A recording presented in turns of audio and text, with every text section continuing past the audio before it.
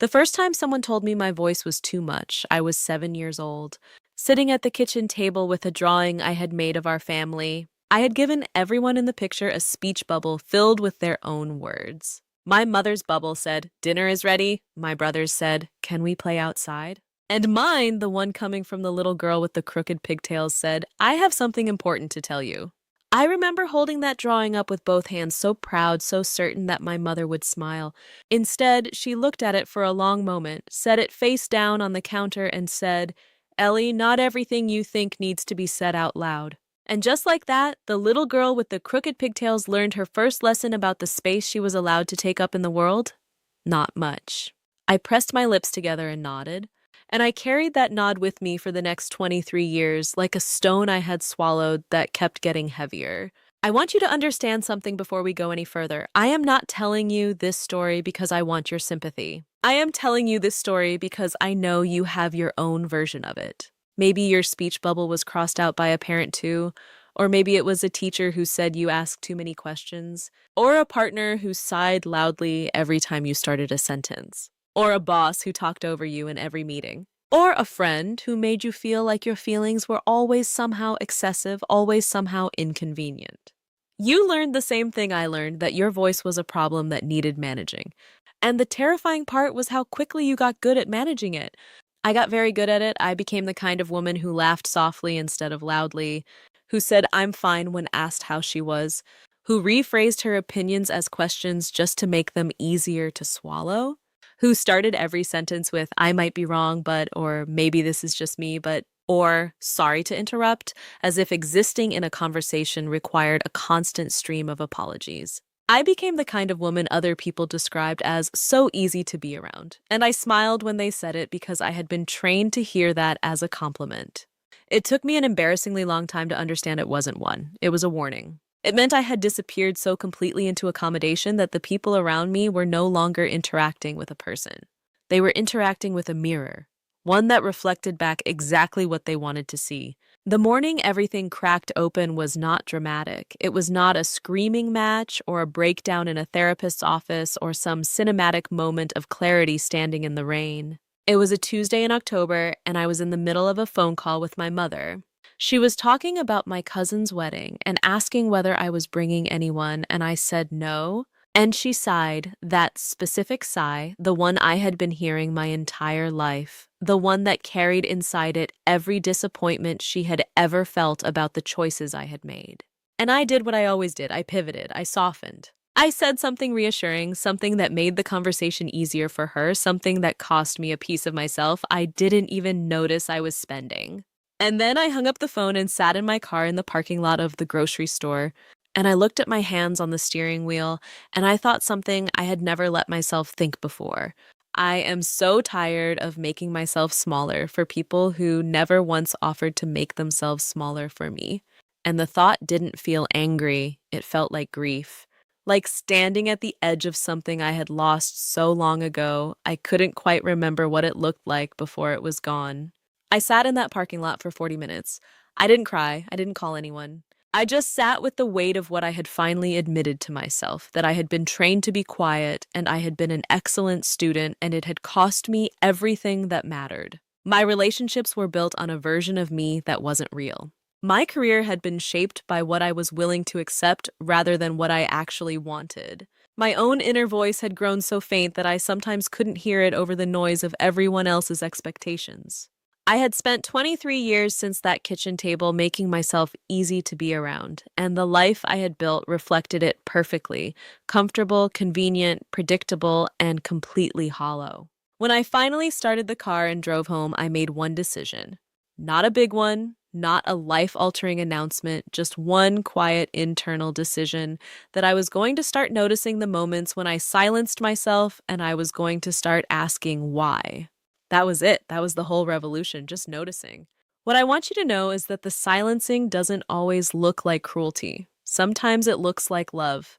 Sometimes it looks like a mother who worries. Sometimes it looks like a partner who just wants peace. Sometimes it looks like a workplace culture that rewards agreeableness and punishes directness. Sometimes it looks like a church or a community or a family system that has very specific ideas about how much space a woman is supposed to take up. And sometimes the most insidious version of it is the one you do to yourself, because by the time I was an adult, I didn't need anyone to tell me to be quiet anymore. I had internalized the instruction so completely that I policed my own voice before anyone else had the chance. The thought would form, and before it could become words, I would already be asking myself, is this worth saying?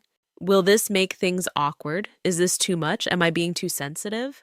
And those questions were not mine originally. They were borrowed from every person who had ever made me feel like my inner world was an inconvenience. They had just moved in permanently and started running the place, and I let them because I didn't know there was another option. The first time I actually spoke my truth out loud, it came out wrong, and I want to be honest about that. Because every story you hear about finding your voice makes it sound like the moment you finally speak, the words land perfectly, like something cinematic, like the room goes quiet and people nod slowly and everything shifts into place. That is not what happened for me. The first time I stopped swallowing what I actually thought, I was at dinner with three people I had known for years, people I considered close, people I trusted. One of them said something about a mutual friend, something dismissive, something that reduced an entire complicated human being to a single bad decision. And normally I would have nodded or said nothing or laughed softly along with everyone else because that was what I did. That was who I had learned to be. But something was different that night. Something had loosened since the parking lot, since the Tuesday in October village, since the moment I sat with my own hands and admitted I was tired.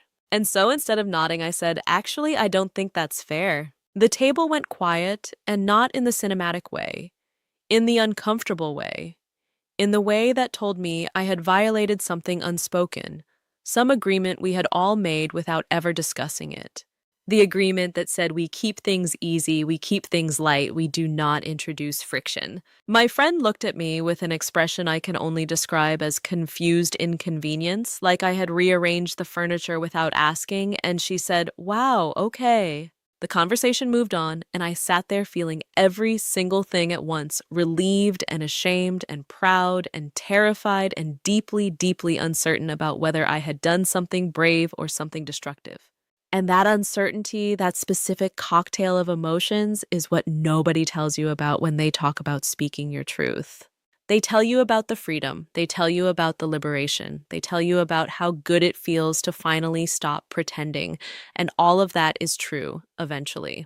But first, there is this. There is the moment right after where your nervous system does not know the difference between courage and danger, because for most of your life, they have felt exactly the same. Your body learned early that speaking up had consequences, that taking up space had a price, that honesty introduced risk. And even when you are doing something healthy, even when you are doing something necessary, your body remembers the old lessons and floods you with all the signals it used to send when you were small and the stakes were much higher. So you shake a little. Your voice comes out slightly higher than you intended. You replay the moment for the next 3 days, wondering if you should apologize. And that instinct, the apologizing instinct, is the one I want to talk about because it almost undid everything I had just barely started. I almost texted her that night. I had the message half written in my phone, something that started with, "Hey, I hope I didn't make things weird at dinner. I was just," and I stopped. Not because I was certain I had done the right thing, but because I caught myself in the act. I caught myself about to apologize for having an opinion, for treating a person with fairness. I held the phone in my hand and thought about the little girl with the speech bubble, and how she had spent 2 decades apologizing for wanting to say something important. And I deleted the message. I put the phone down and sat with the discomfort, and I want to be clear, the discomfort did not go away immediately. It didn't transform into peace and certainty and a warm sense of righteous satisfaction. It just sat there with me, heavy and unresolved, like a word you can't stop turning over in your mouth. And I sat with it anyway, because I was starting to understand something that nobody had ever told me clearly enough. The discomfort of speaking your truth and the discomfort of swallowing it are not equal. The discomfort of speaking your truth is acute. It's sharp. It happens right away. You feel it immediately, but it passes. The discomfort of swallowing your truth is chronic. It's slow. It accumulates quietly in the background of your life for years and years, until one day you are sitting in a parking lot on a Tuesday in October, wondering why your life feels hollow and why you feel like a stranger inside your own story. And by then, the cost is so much higher than any awkward dinner conversation could ever be. I started paying attention after that to all the small moments of self silencing, the ones I had been performing so automatically I had stopped seeing them. The way I said never mind when someone talked over me instead of saying, actually, I wasn't finished. The way I framed my needs as suggestions. The way I said, we could do this if you want, instead of, I want this. The way I laughed off things that hurt me. The way I made my pain digestible for the people who caused it, as if their comfort in the aftermath of hurting me was somehow my responsibility. I wrote them down at first, just to see them clearly, just to have evidence of the pattern, because some part of me still wasn't sure. Some part of me still suspected that the problem was my expectations, not their behavior. And seeing the list grow day after day made something undeniable. I was not asking for too much. I had been accepting too little for so long that too little had started to feel normal. It had started to feel like the baseline of what I deserved, and anything above that baseline, anything that looked like being heard or considered or taken seriously, felt uncomfortable. It felt like asking for a favor. It felt like an imposition. And I want you to sit with that for a moment because I think you might recognize it. I think you might know exactly what it feels like to mistake self-abandonment for selflessness, to confuse shrinking with being generous, to believe that the kindest thing you can do for the people around you is to need as little as possible, to be as frictionless as possible, to smooth every edge of yourself until there is nothing left to catch on anything, and to feel nothing but the smooth slide of your own disappearance. And I know how seductive that feels. I know how much easier it is to erase yourself than to hold your ground. I know the relief of just agreeing, just nodding, just letting it go. Because holding your ground requires something that nobody ever helped me practice. It requires the ability to tolerate being misunderstood, to tolerate someone being disappointed in you, to tolerate the possibility that speaking your truth might cost you something, and still deciding that you are worth the risk.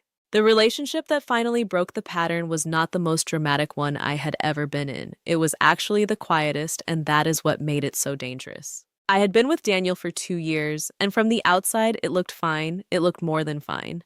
It looked stable and adult and mature. We did not fight. We did not have screaming matches or slammed doors or the kind of volatile tension that everyone agrees is unhealthy. We were calm. We were reasonable. We were functional. And I was disappearing inside it so gradually that I didn't notice until I was almost completely gone. Daniel was not a cruel man. I want to be careful about that because this is not a story about a villain. This is a story about something much more subtle and much more common than cruelty. He was simply a man who had very strong ideas about how things should be and a very quiet way of making you feel foolish for seeing them differently. He never told me to be quiet. He never said your opinion doesn't matter. He never raised his voice or issued ultimatums. He just had this way of responding to my thoughts with a kind of patient, gentle correction as if I were a student who had misread the assignment. As if my perspective were always one step away from being right, but not quite there yet. And over time, without ever being told explicitly, I learned to pre-edit myself around him. I learned to run my thoughts through a filter before speaking, to check whether they would survive his particular brand of reasonable scrutiny. And the ones that didn't, I kept to myself, and I told myself this was growth. I told myself this was what mature communication looked like. I told myself I was learning to think before I spoke. And it took me a long time to understand the difference between thinking before you speak and being afraid of your own voice. The moment I finally saw it clearly was small, the way the most important moments always seem to be. We were talking about a decision I had made about my career, a project I had taken on that excited me more than anything had excited me in years. I was telling him about it, and I was alive in the way that I am when something genuinely matters to me. My hands were moving, my words were coming fast and warm and full of something real. And he listened, and when I finished, he tilted his head slightly and said, "Are you sure that's the right move?" 4 words. That was all it took. 4 words, delivered in that calm, reasonable tone. And I felt it happen in real time. I felt the aliveness drain out of me. I felt myself begin to shrink back into the familiar shape of uncertainty, to second-guess the thing I had been certain about 30 seconds earlier, to reach for the apology, the qualification, the maybe you're right. And then something stopped me, something new, something that had been quietly growing since the parking lot. Since the deleted text, since the list of self silencings I had been keeping. I looked at him, and instead of shrinking, I got still, and I said, "Yes, I am sure." The silence that followed was different from the silences I was used to. It wasn't the silence of me having successfully swallowed something. It was the silence of me having refused to, and it lasted only a few seconds before the conversation moved on. But inside me, it lasted much longer because I had just discovered something that changed everything. I had the ability to hold my ground. I had always had the ability. I had just never been given a safe enough environment to practice it. And I had never understood that waiting for safety before practicing courage is exactly backwards, that courage is not the absence of fear. It is the decision to speak anyway, to stay in the room with your own truth, even when every trained instinct in your body is screaming at you to make it smaller, to make it safer, to make it easier for everyone else to digest. The relationship ended 4 months later, not in a dramatic confrontation, not with accusations or revelations. Just a quiet, honest conversation in which I told Daniel that I needed to be with someone who made me feel like my perspective was welcome, not tolerated. He looked at me for a long moment and said, "I always listened to you." And I said, "I know, and I also know that listening and making someone feel heard are two completely different things." I meant it without anger. I meant it as clearly and as cleanly as I had ever meant anything. And I walked out of that apartment and stood on the sidewalk in the November cold, and I did not feel relief immediately. I felt sad and scared and unsure, and also, underneath all of that, something quiet and steady that I had not felt in a very long time. I felt like myself, like the actual version of myself, not the carefully edited, pre approved version I had been performing for so long. The work that came after that was not linear, and I will not pretend it was. Because I think the myth of the clean upward trajectory is one of the most damaging things we tell each other about personal growth. As if once you find your voice, you simply keep it, as if there are no setbacks, no moments of regression. There were plenty of those days. There were conversations where I fell back into the old patterns, where I nodded when I meant to disagree. There were plenty of those days. There were conversations where I fell back into the old patterns, where I nodded when I meant to disagree, where I said I'm fine when I was not fine, where I made myself smaller to keep the peace and hated myself quietly afterward. And then there were the other days, the days when I spoke and the words came out clean and true and the world did not end. The days when I held a boundary and felt the discomfort of someone's disappointment and stayed standing anyway. The days when I told the truth about what I needed and the person on the other side of the conversation leaned in instead of pulling away. And those days started to accumulate slowly at first, and then with more and more frequency, until I began to understand something I had never been taught, that your voice does not need to be perfect to be worth using, that you do not need to have the right words in the right order, delivered in the right tone at the right moment to deserve to be heard, that the stumbling, uncertain, imperfect act of saying what is true for you is not a failure of communication. It is the most honest form of it. That the world does not actually need you to be more polished. It needs you to be more present. And presence requires the one thing that silence will never ask of you. It requires you to risk being known. I want to tell you about the moment I stopped being afraid, and I want to be honest about what that actually means. Because it does not mean what I used to think it meant. When I imagined a fearless woman, I imagined someone who never hesitated. Someone whose voice never shook, someone who walked into every room with a certainty I had never once felt in my own body. And I spent years measuring myself against that image and finding myself lacking. Years believing that the trembling in my chest every time I said something true meant I wasn't brave enough, wasn't ready enough, wasn't healed enough to deserve the title of woman who speaks her truth. But here is what I know now, that trembling is not the opposite of courage, it is the evidence of it. Because courage is not the absence of fear. Courage is the decision to open your mouth anyway. Because courage is not the absence of fear. Courage is the decision to open your mouth anyway. To let the words come even when your hands are shaking, even when your voice comes out softer than you intended, even when the person across from you does not respond the way you hoped. And the woman I am now is not fearless. She is simply no longer willing to let fear make her decisions. The shift happened so quietly I almost missed it. It was a morning in early spring, and I was on the phone with my mother again. The same mother who had turned my drawing face down on the counter all those years ago. The same mother whose sighs had shaped so much of my silence. She said something that 6 months earlier would have sent me immediately into appeasement mode. Something that would have had me softening and pivoting and making the conversation easier for her at the expense of myself. And instead, I took a breath and said, "Mom, I need you to hear me when I tell you that this is my decision. And I am not asking for your approval. I am asking for your support." There was a silence on the other end of the line, a long one. And in the old version of my life, that silence would have undone me. I would have rushed to fill it with apologies, with qualifications, with reassurances. But I had learned something important about silence. I had learned that it does not always mean disapproval. Sometimes it means the other person is actually processing something real. Sometimes it means your words landed somewhere they have never landed before. When my mother finally spoke, she said, "Okay."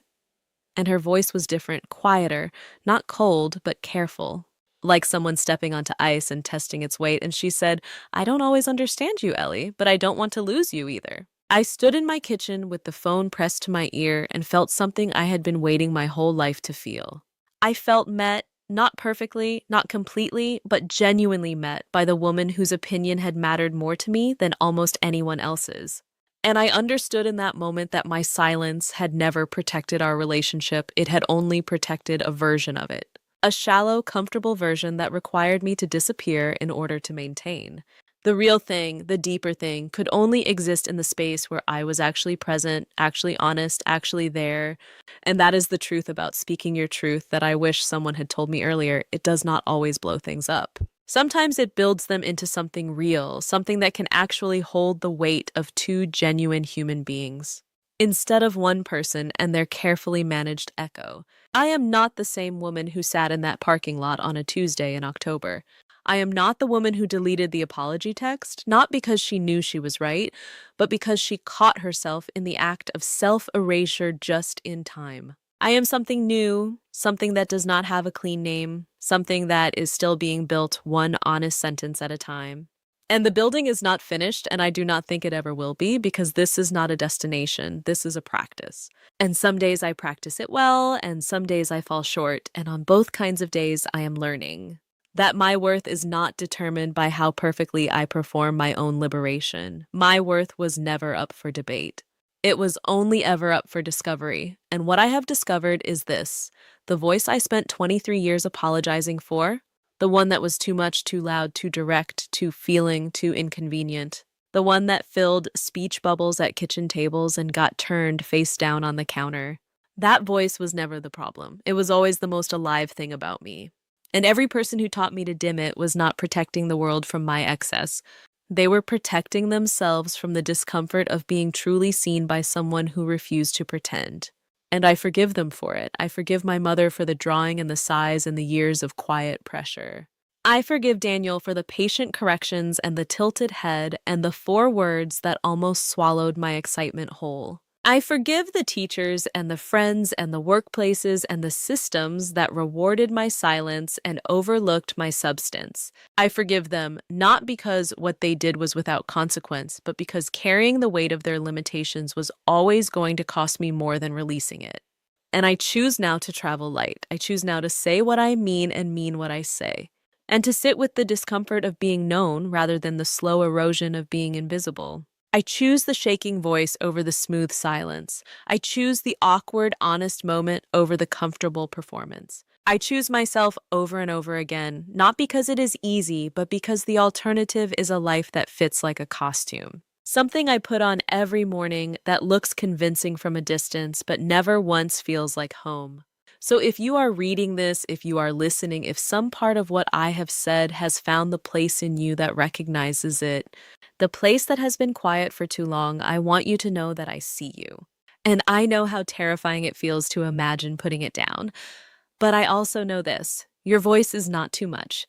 The world simply told you that to keep itself comfortable, and the world was wrong. You were never too much. You were always exactly enough. You were just waiting for the moment you believed it enough to say so out loud. And maybe, just maybe, that moment is now. And maybe, just maybe, that moment is now.